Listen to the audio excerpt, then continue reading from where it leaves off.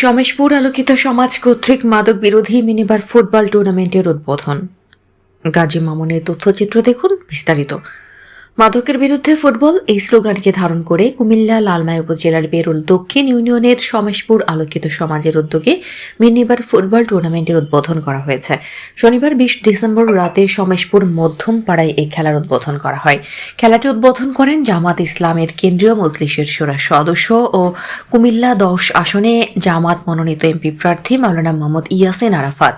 ফেনীর ফুলগাজী সরকারি pilot high স্কুলের সহকারী শিক্ষক মিজানুর রহমানের সভাপতিত্বে খেলায় বিশেষ অতিথি হিসেবে উপস্থিত ছিলেন জামাত ইসলামী কুমিল্লা দক্ষিণ জেলার অফিস সম্পাদক ও সাবেক ইউপি চেয়ারম্যান গোলাম সারোয়ার মজুমদার কামাল, উপজেলা জামাতের আমির মাওলানা আব্দুল নূর, পেরুল দক্ষিণ ইউনিয়ন পরিষদের সাবেক মেম্বার মোহাম্মদ নুর উদ্দিন, লালমাই উপজেলা যুব বিভাগের সহকারী সেক্রেটারি হেলাল উদ্দিন সুমন শিকদার, ইউনিয়ন যুব বিভাগের সভাপতি রাশেদুল ইসলাম, ইউনিয়ন শ্রমিক কল্যাণ ফেডারেশনের সভাপতি আনোয়ার হোসেন, পেরুল দক্ষিণ ইউনিয়ন শ্রমিক কল্যাণ ফেডারেশনের সেক্রেটারি ও ফয়েজগঞ্জ বাজার মা বাবার দোয়া এন্টারপ্রাইজের স্বত্বাধিকারী মোহাম্মদ আব্দুল কাদেরের সার্বিক তত্ত্বাবধানে খেলায় প্রতিদ্বন্দ্বিতা করেন কনকশ্রী উন্নয়ন সমাজ কল্যাণ সংঘ ও হরিশচর রিল্যাক্স ফার্নিচার।